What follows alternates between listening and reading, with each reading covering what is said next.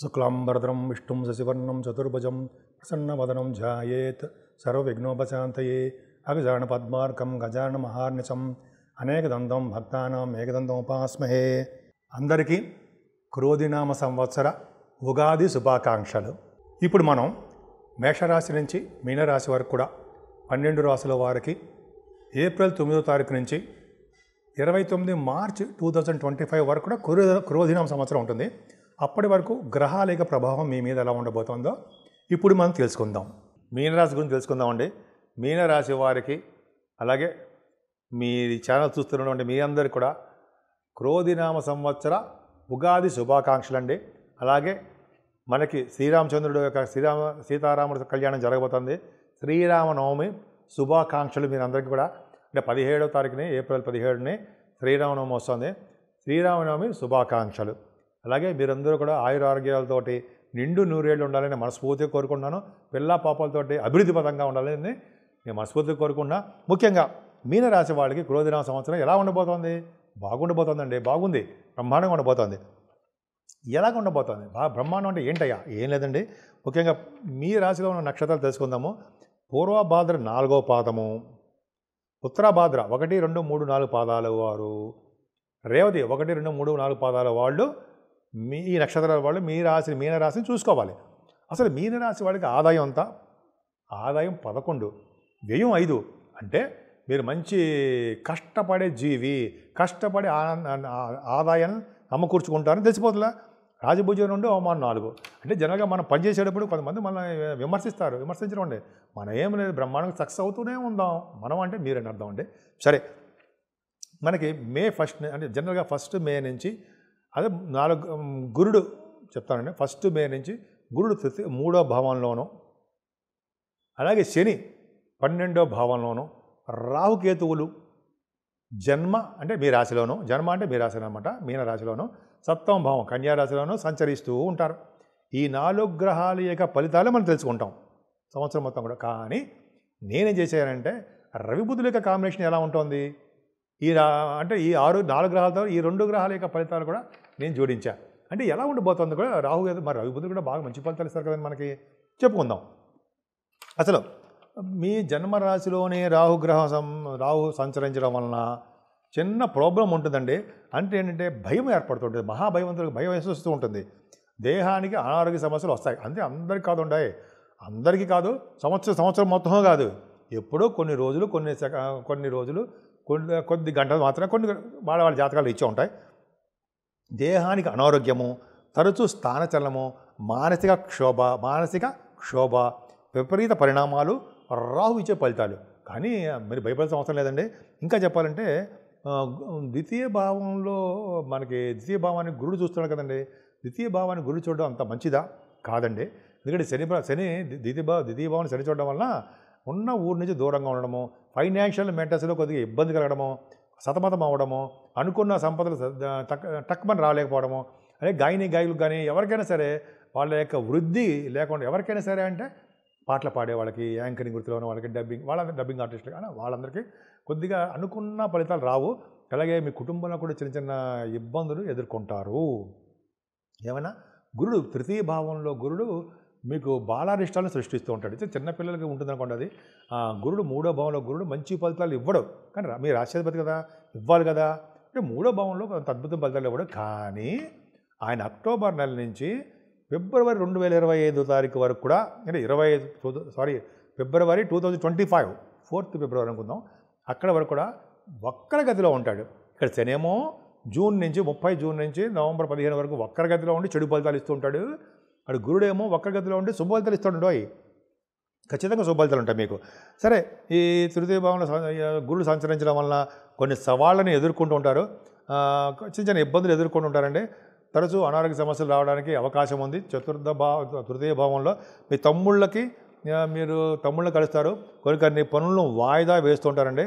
సంఘంలో గౌరవం తగ్గుతూ ఉంటుంది. మీ మాటకి విలువ లేకుండా అయిపోతూ ఉంటుంది. బంధువులు మిత్రులతో కలహాలు, అశాంతి, పీడ, వాహన ప్రమాదాలు జరగడానికి కొంతమందికి మాత్రమే అవకాశాలు ఉన్నాయి. ఏమైనా గురు ప్రభావం వలన, 3వ భావంలో గురు ప్రభావం వలన వార్తా సేకరణలో పనిచేసే వాళ్ళకి, అంటే ఏంటంటే వార్తా సేకరణ అంటే మీకు తెలుసు కదా, న్యూస్ సంపాదించడము, న్యూస్ రీడర్సు, వాళ్ళకి చాలా బాగుంటుందండి. ముఖ్యంగా ప్రతి పనులందు మీరు కార్యోత్సాహంతో ఉంటారు, విజయం సాధిస్తారు. ముఖ్యంగా మే నెల నుంచి శుభవార్తలు మీరు ఎక్కువగా ఉండడానికి అవకాశాలు ఉన్నాయి. 4th భావాధిపతి ఎవరండి? బుధుడు కదా. బుధుడు మీకు 6వ భావంలో ఉన్నాడు. అంటే ఆగస్ట్ సెప్టెంబర్ నెలలో ఉంటాడు. అంటే ఏంటి? విద్యలో బాగా రాణిస్తారు. అంతేకాకుండా తల్లిగారికి ఆరోగ్య పరిస్థితి బాగుంటుంది. వ్యవసాయదారులకి మంచి పంటలో ఆదాయం రావడానికి అవకాశం ఉందండి. ముఖ్యంగా ఆభరణాలు, కొత్త కొత్త బట్టలు మీరు కొనుక్కుంటారు, ఖచ్చితంగా ఉంటుంది. ల్యాండ్స్, భూములు కూడా కొనుక్కోవడానికి అవకాశం ఉందండి. ఈ సంవత్సరంలో కూడా సంతాన యోగము ఉంది. పుత్రిక సంతాన యోగం ఉంది. అలాగే స్టాక్ మార్కెట్లో పెట్టుబడి పెట్టే వాళ్ళకి కొంచెం ఆచితూచి ఆడండి, లాసులు రావడానికి అవకాశం ఉంది. లాటరీస్ కానీ, స్పెక్యులేషన్ కానీ, ఆ విషయాల్లో జాగ్రత్తగా ఉండండి. సరే, 6వ భావంలో నుండి రవి బుధులు ఉన్నారు కదా.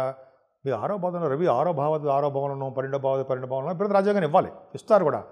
కానీ ఇక్కడ ఏంటంటే శని దృష్టి కూడా 6వ భావంలో ఉండడం వలన శత్రుభయం మీకు ఉంది, పొంచి ఉంది.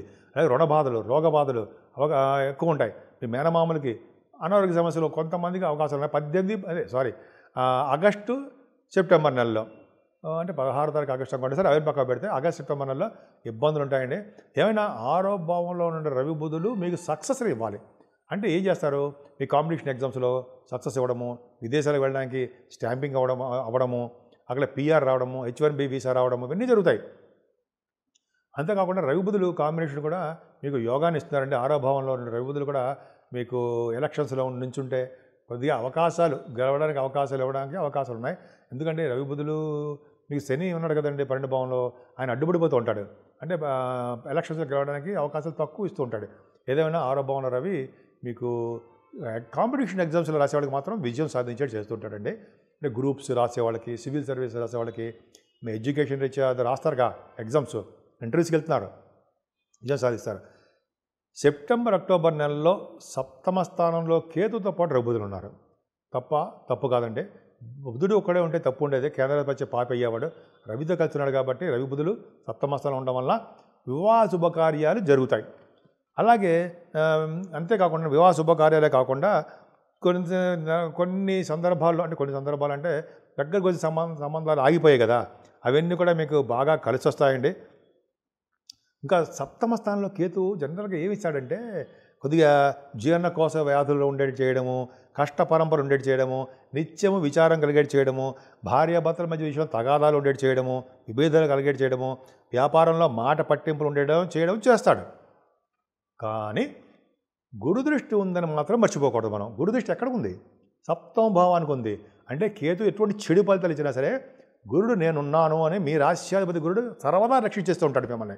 కాబట్టి శుభ ఫలితాలు ఇవ్వడము, భార్యాభర్తలు అనురాగం ఉండడము, మీకు కోరిన సంబంధాలు జరగడము, మీకు వివాహ శుభకార్యాలు మంచి అనుకున్న సంబంధాలు జరగడము, వ్యాపార విస్తరణ చేసుకోవడము, ఎంత బాగుందండి. దీన్నే కళత్ర స్థానము, విజయస్థానము అంటాం కదా. 7వ స్థానం పర్ఫెక్ట్గా బాగుంది, ఇబ్బంది పడాల్సిన అవసరం లేదు. గురుదృష్టి మే నుంచి కూడా 2025 ఫిబ్రవరి వరకు మీకు ఉంటుంది, భయపడాల్సిన అవసరం లేదండి.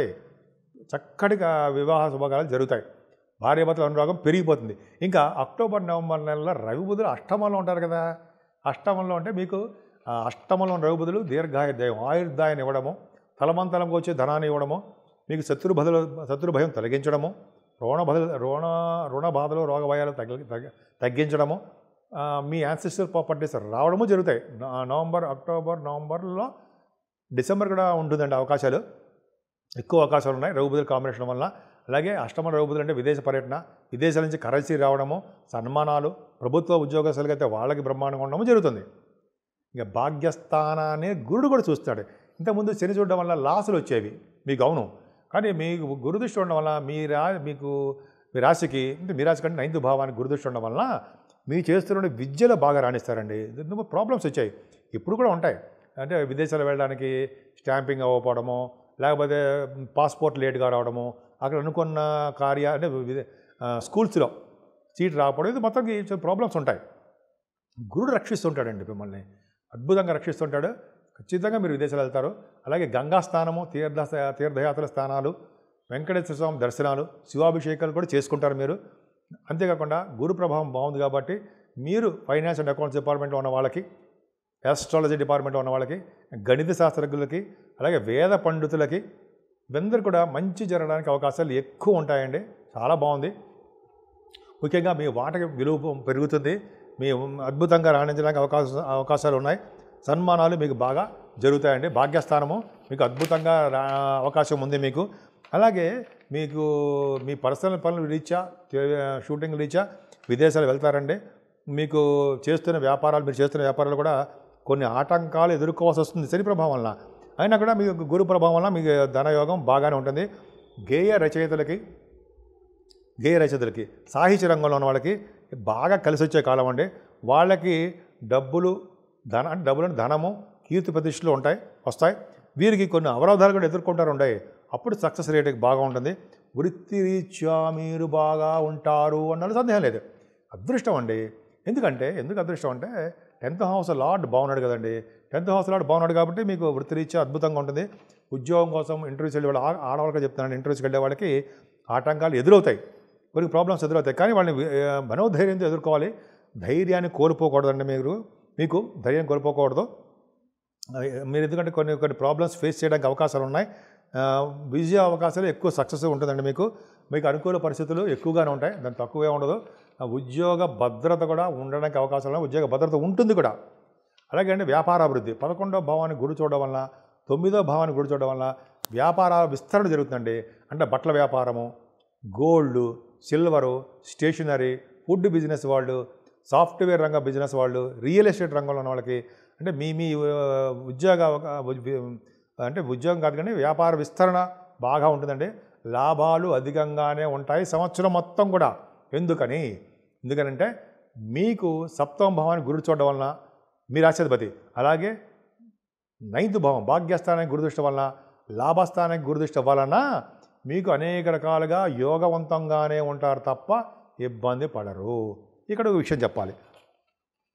భయభావంలో ఏలినాటి శని ఇంత అద్భుతంగా ఉంది కదా, మనం చెలరేగిపోవచ్చు కదా అనుకుంటారు. కాదు, ఏలినాటి శని ప్రభావం ఉంది కాబట్టి మీకు చాలా అణుకువగా ఉండాల్సిందే. అందుకంటే డౌన్ టు ఎర్త్ ఉండాలి మీరు, అంతే తప్ప అహంకారంగా అహంభావంగా ఉండరు కూడా మీరు మంచివారు. సరే, వ్యయభావంలో ఏలినాటి శని ప్రభావంలో కాళ్ళు నొప్పులు, మోకాళ్ళు నొప్పులు, కీళ్ళ నొప్పులు, ప్రతి పనులందు ఆలస్యం అవ్వడము, ఆటంకాలు ఏర్పడుతూ ఉంటాయన్నమాట. శరీర పీడ, కలహాలు, అశాంతి, వాహన ప్రమాదాలు ఉండడానికి అవకాశాలు ఉన్నాయి. పైగా ఇందాక చెప్పాను కదండి, జూన్ 30వ తారీఖు నుంచి నవంబర్ 15వ తారీఖు వరకు కూడా మీకు మంచి రోజులు కావండి. చాలా జాగ్రత్తగా ఉండాలి. అందుకనే ఇందాక నేను చెప్పాను మీకు. ఇంకోసారి చెప్తున్నాను, శని భగవానుడికి ప్రసన్నం చేసుకోవాలంటే తల్లిదండ్రులకి సేవ చేసుకోవాల్సిందే. సేవ చేసుకోవాలంటే మీరు వచ్చి పాదాలు అవి చేయడం కాదు, వాళ్ళని జాగ్రత్తగా చూసుకోవాలి. అంతే తప్ప వృద్ధులని, అనాథాశ్రమంలో నడిపేవారిని, అనాథాశ్రమంలో ఉండే వృద్ధులని. ఎందుకంటే అనాథాశ్రమం అంటే నాకేం ప్రీతి కాదు ఉంటాయి. అక్కడ ఉన్నటువంటి పేదవారు, వృద్ధులు ఉంటారు, పెద్దవారు. వాళ్ళకి మనం ఏదో విధంగా మనకు తోచిన విధంగా సహాయం చేయడము వలన శనీశ్వరుడు మనకి శాంతి ఇస్తాడు, కలిసి వస్తుంది. అలాగే నిత్యము గాయత్రి మంత్రం చేసే వాళ్ళకు కూడా శని వలన వచ్చే దోషాలు పరిహారం తీరుతాయి. ఇది నేను ఈ మధ్య మ్యాగజైన్లో చదివాను, నిన్న కూడా చదివాను మ్యాగజైన్లో. శని గాయత్రి మంత్రం చేసే వాళ్ళకి శని అంటాడు, వాళ్ళకి ఇచ్చే దోష ఫలితాలు తక్కువగా ఉంటాయి అని శాస్త్రం. కాబట్టి చూసుకోండి, బుక్స్లో చూపిస్తా కావాలంటే. సరే, అది పక్క పెడదాం.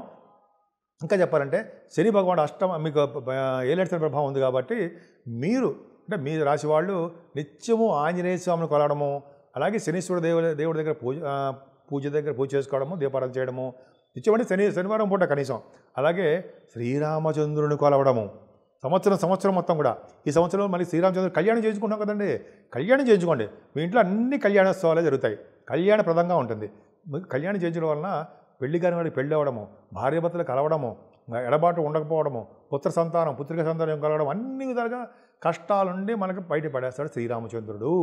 అందుకనే శ్రీరామ అంటే మనకి అంత ఆనందంగా ఉంటుందండి. సరే, అవన్నీ పక్కన పెడితే ఈ ప్రభావం వలన అద్భుతంగా ఉంటుందండి. ముఖ్యంగా వెంకటేశ్వర స్వామి దగ్గర దీపారాధన, శివాభిషేకాలు, మీకు ఏది వీలుంటే అది చక్కగా చేసుకోండి. గాయత్రి మంత్రం మాత్రం అస్సలు వదలకండి. మరి ఆడవాళ్ళు చేయొచ్చు, తప్పేం లేదండి. 3 రోజులు తప్ప మిగతా రోజుల్లో ఆడవాళ్ళు కూడా గాయత్రి మంత్రం చేయొచ్చు.